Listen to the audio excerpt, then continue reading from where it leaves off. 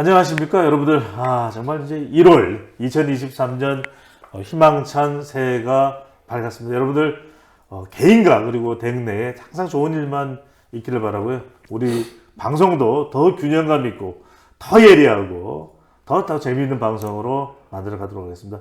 최근에 정치 이슈가 많은데 3월 8일 있을 국민의힘 전당대회가 이렇게까지 주목받았어야, 그런 이야기를 하시는 분들이 많습니다. 이른바 마치 아이돌 프로그램처럼 나야 나 경원, 나야 나 경원, 뭐 이런 이야기 계속 나올 정도인데 3.8 전당대회 과연 어떻게 예상할 수 있을지.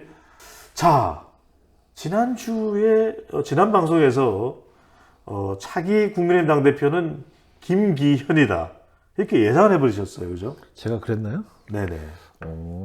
뭐 이제 아직도 뭐 그 생각은 뭐 바뀌지는 않았어요. 정말 이게 지금 흘러가는 상황을 보면 상당히 예리하고, 지금 무슨 리얼미터인가요? 발표가 됐는데 국민의힘 지지층에서 김기현 1위인가요? 네, 예, 그렇게 이거 올라갔다. 어떻게 된 요지경입니까? 배 소장님은 저기 그 사퇴하신 아니 분이 제 이야기는 하지 마시고요. 네네. 네.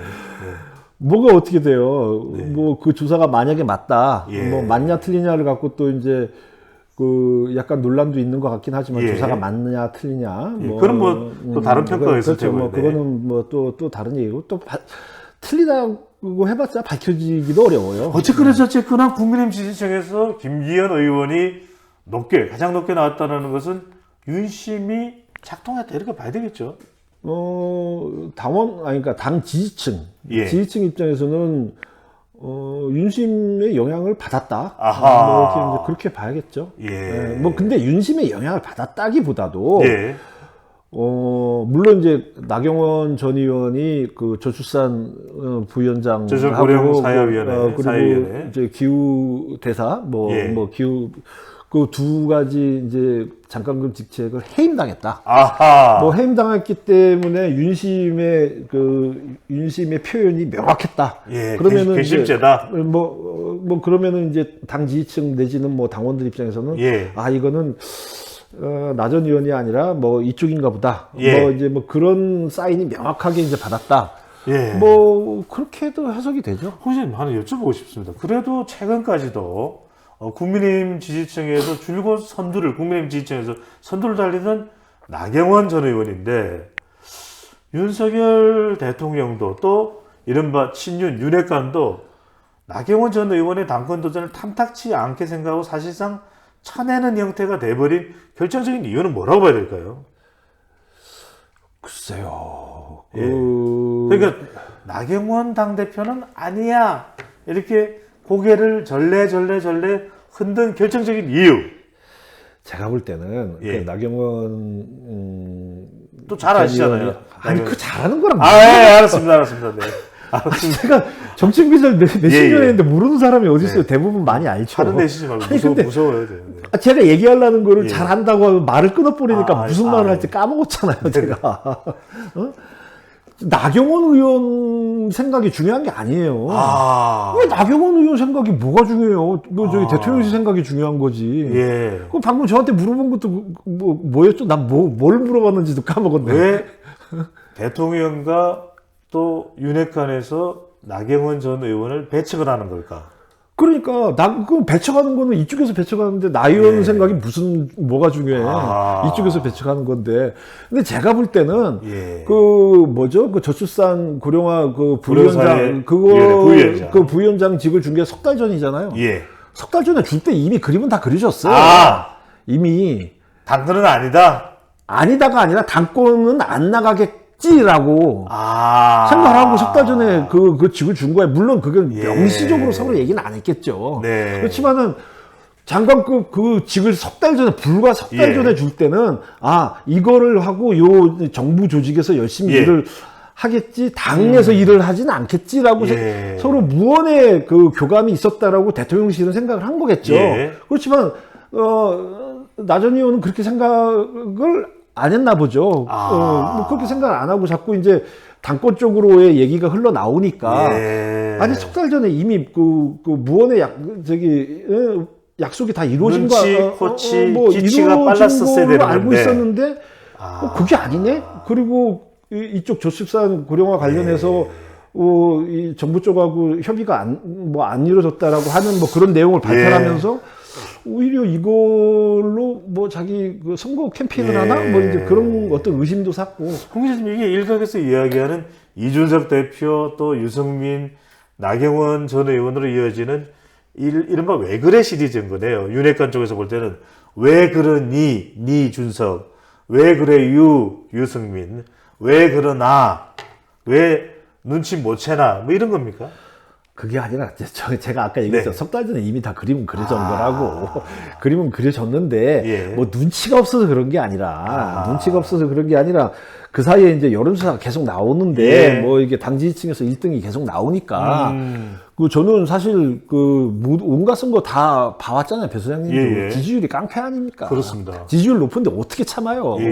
그러니까 이제 지지율이 그렇게 계속 나오는데 그거는 이제 뭐 눈치가 없다기보다는 지지율 때문에 이제 그런 생각이 굳어졌지 않았을까. 근데 그거는 사실 지금 상황에서 중요한 게 아니에요. 중요한 게 아니다. 그럼에도 불구하고 나 전 의원이 나오냐 안 나오냐. 그래서 그리고 우리 이 영상을 올리는 시점에 여러분들, 우리 시청자들이 보실 때는 이미 나경원 전 의원의 의사가 결정됐을 수도 있는데, 자, 현 시점에서 홍 기자님, 나경원 전 의원 출마할까요?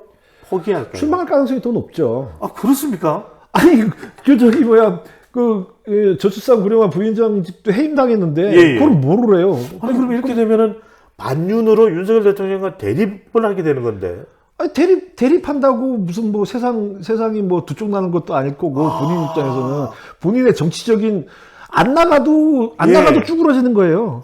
이미 쭈그러졌어요, 이미 쭈그러졌는데, 안 나간다고 그래서 그 관계가 지금 복원이 될 것 같아요? 쉽게? 만약에 복원될 관계였으면 그 사표를 그냥 수리하는 걸로 끝냈지 해임으로 끝나지 않았겠죠. 쭈구리가 되어서는 안 된다. 그렇죠. 아니 정치적 생명, 그러니까 정치를 의지할 거면 안 나가면 되죠.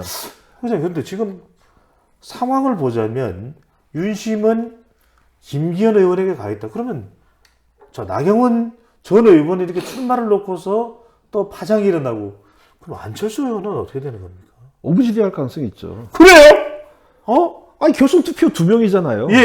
교선 투표 2명인데 예를 들어서 이제 뭐 김기현 의원이나 저기 나경원 전 의원이나 뭐 이제 둘 중에 하나. 그러니까 2명이 사실 이제 지금 1, 2, 3등은 나경원, 안철수, 김기현이잖아요. 셋 중에 누가 결선 투표로 올라가냐에 따라서 이건 뭐 다 달라지겠지만은. 나경원 전 의원이 출마하면 김기현 의원과 피 터지는 싸움을 하는 가운데 오히려 어버지리로 안철수 의원이 당대표가 될 수도 있다? 그럼요. 아니 생각을 해보세요. 유승민 의원이 뭐 지금은 안 나올 가능성이 많아졌잖아요. 근데 아무리 당원들 사이에서도 유승민 표가 있어요.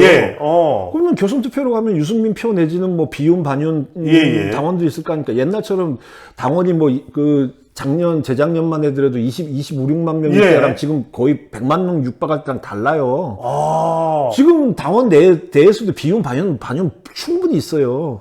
그러면은 교선 투표 2명으로 갈 때 비윤 반윤 표가 어디로 가겠어요? 이게 아무나 여론조사 전문 대기자를 하는 게 아니고 단독 특종이네요. 지금은 사실은 교선 투표 제도를 안 만들었으면 기자, 제 얘기 들어보세요. 그래서 중간에서 자꾸 다른 얘기로 가려고 그래.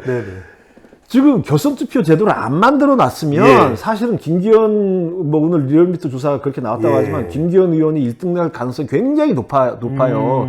지금 윤심이 워낙 그쪽으로 쏠렸기 때문에. 근데 교선투표를 만들어 놨기 때문에 오히려 교선투표 때문에 안철수 의원이 어부지리할 가능성도 있어요. 그래서 뭐 유승민을 나오지 못하게 하는 효과 때문에 교선투표를 만들었다는 생각은 들지만 교선투표 때문에 오히려 이게 상당히 이 상황이 복잡하게 꼬였어요. 이게 일종의 결선투표의 역설이 될 수도 있겠네요. 그렇죠. 이게 정말 대단합니다. 아니 달랑 2명인데 그러면은 예를 들어서 김기현 의원이 2명 안에 못 들을 수도 있잖아요. 못 들을 가능성도 충분히 있다. 그러면 나경원, 안철수 2명이 이제 대결한다 그러면 대통령실 입장에서는 최악이죠. 최악인데 그러면은 뭐 저기 김기현 의원이 올라가서 예. 뭐 나경원 내지는 저기 안철수. 안철수랑 이렇게 대립을 하면 그 100% 이길 것 같아도 그건 모르는 거예요. 그거는. 예. 근데 차라리 결선 투표가 없었다면은 오히려 모를 수도 있다. 예, 오히려 뭐 좀 이게 상황이 일종의 더 뜻대로 의중대로 결과를 만들려고 했을지도 모르겠는데 오히려 이것이 일종의 이 결선 투표의 역설이 될 수도 있겠네요. 예. 결선 투표의 역설 예. 홍영림 기자와 풀어봤습니다. 감사합니다. 네.